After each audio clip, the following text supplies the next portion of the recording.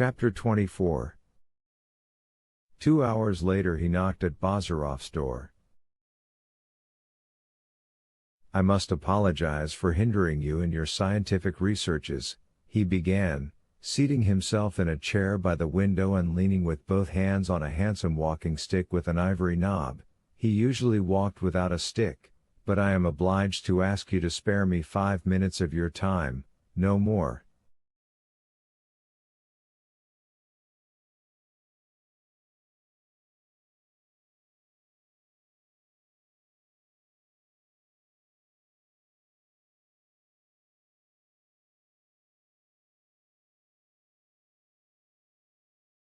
"All my time is at your disposal," answered Bazarov, whose face quickly changed its expression the moment Pavel Petrovitch crossed the threshold.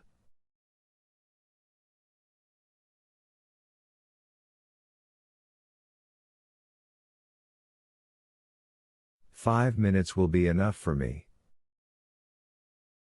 I have come to put one question to you." "A question? What about?" "I will tell you if you will be good enough to listen to me. At the beginning of your stay in my brother's house, before I had renounced the pleasure of conversing with you, I had occasion to hear your opinion on many subjects, but as far as I can remember, neither between us, nor in my presence, was the subject of single combats or dueling discussed.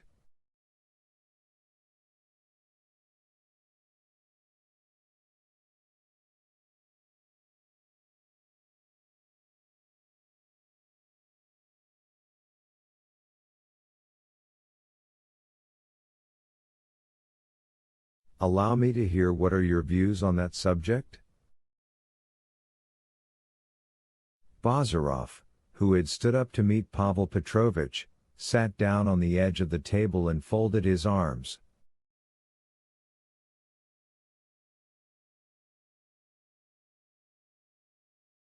"My view is," he said, "that from the theoretical point of view dueling is absurd.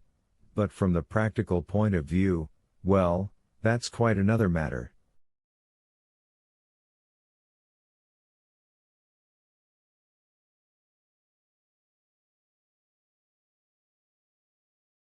"So, you mean to say, if I understand you rightly, that whatever theoretical views you may hold about dueling, you would in practice not allow yourself to be insulted without demanding satisfaction?"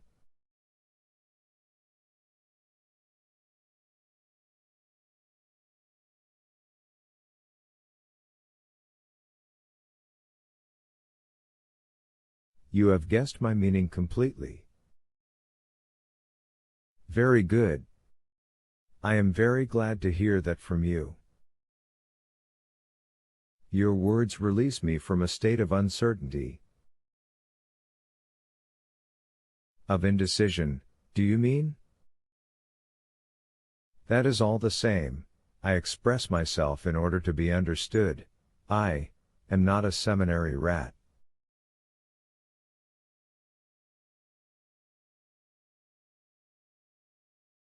"Your words have saved me from a rather grievous necessity. I have made up my mind to fight you." Bazarov opened his eyes wide. "Me? Undoubtedly you. And what for, may I ask?" "I could explain the reason to you," began Pavel Petrovitch, "but I prefer to keep silent about it."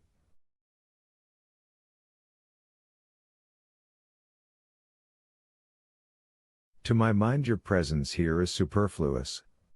I find you intolerable, I despise you, and if that is not enough for you."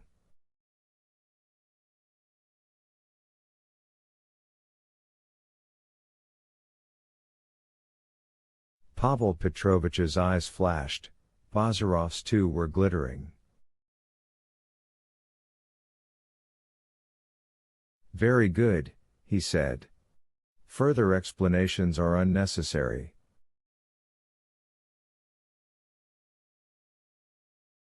"You've taken it into your head to try out on me your chivalrous spirit.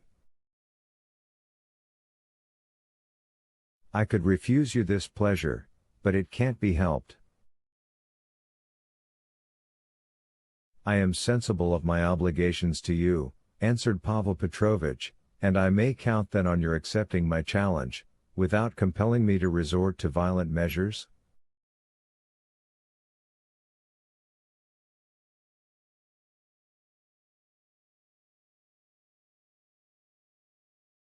That means, speaking without metaphor, to that stick? Bazarov remarked coolly. That is entirely correct.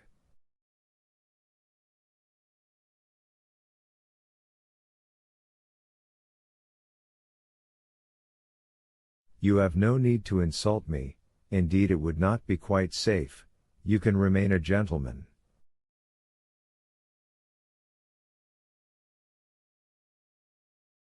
I accept your challenge also like a gentleman. Excellent, observed Pavel Petrovitch, and put his stick down in the corner.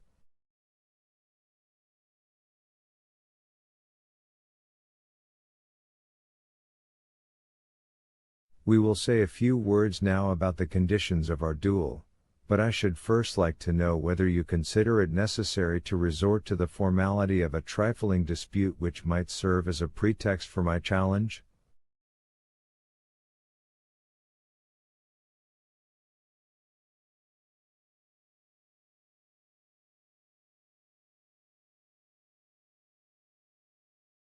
No, it's better without formalities.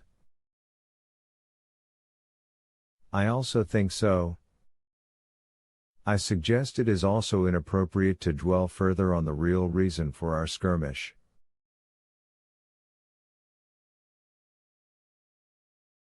We cannot endure one another. What more is necessary?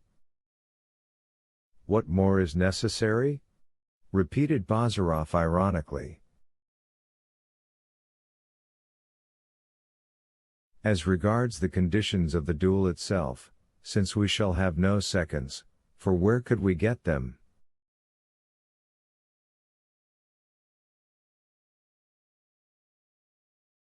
Exactly, where could we get any? I therefore have the honor to put the following proposals to you.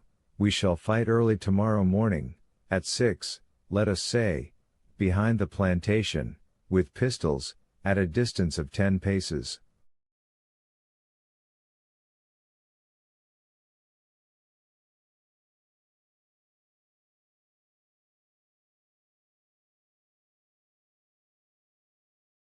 At 10 paces? That will do. We can still hate each other at that distance.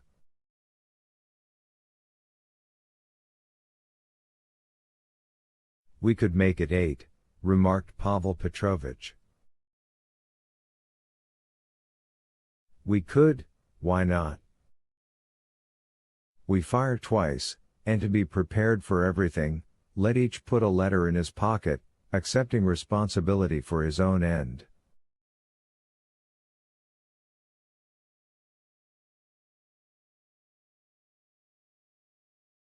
I don't quite agree with that, said Bazarov.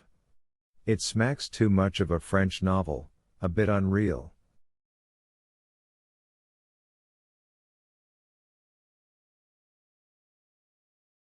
Perhaps. You will agree, however, that it would be unpleasant to incur the suspicion of murder?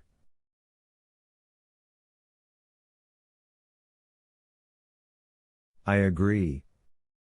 But there is a means of avoiding that painful accusation.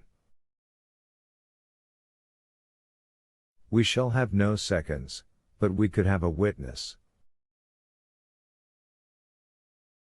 And who, may I ask?